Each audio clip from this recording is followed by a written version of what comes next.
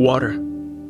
A majority of our blue planet is covered in it, and likewise, our bodies are made mostly of water. No matter where we live, our story is deeply connected to water.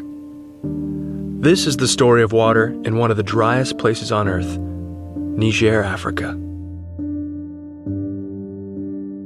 Niger is situated between the Great Sahara Desert to the north and Nigeria to the south. The two main sources of water in Niger are what little rainfall they receive and the Niger River.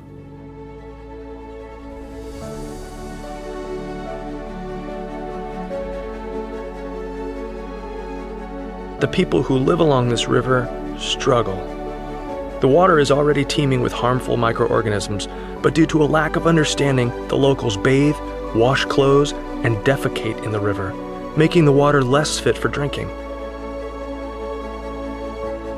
The river cuts through a very small portion of southwestern Niger, making the rest of the country a semi-arid, desert-like region known as the Sahel.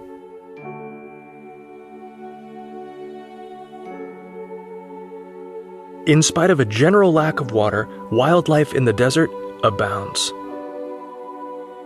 Yet the people who call this desert home are far from thriving. Many countries are in need of water, but no other country is so adversely affected like Niger. The United Nations ranks countries on a scale of flourishing called the Human Development Index. Countries at the top of the list have high levels of health, education, and income. Inversely, these essentials for human flourishing are limited within countries at the bottom of the list. Of the 189 countries on the Human Development Index, Niger is 189. Many factors are taken into account when the United Nations produces their annual Human Development Index report, but health, education, and income carry the most weight. According to UNICEF, waterborne illness, poor hygiene, and poor sanitation are some of the leading causes of death among children under 5. Sanitation facilities are almost non-existent, with over 70% of the population accustomed to open defecation. Only 56% of the population has access to a source of drinking water. Health is a major factor in climbing the Human Development Index, but so is education. Unfortunately, if a child has made it past the age of 5 and is well enough to attend school, more than 70% of schools in Niger do not have access to drinking water or access to sanitation facilities.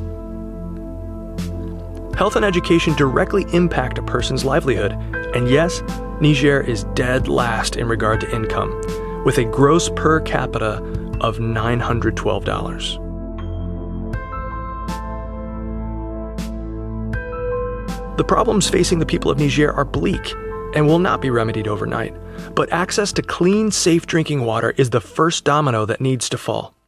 Niger needs water. And Wells for Wellness is meeting the need. I'd be the least likely that anyone would ever pick to start an organization. Before Wells for Wellness was formed, Pat assembled a team to assess the situation in Niger. Upon arrival, the local children invited the team to join in their daily search for water. My husband's Bob. He and I said, we have to do something.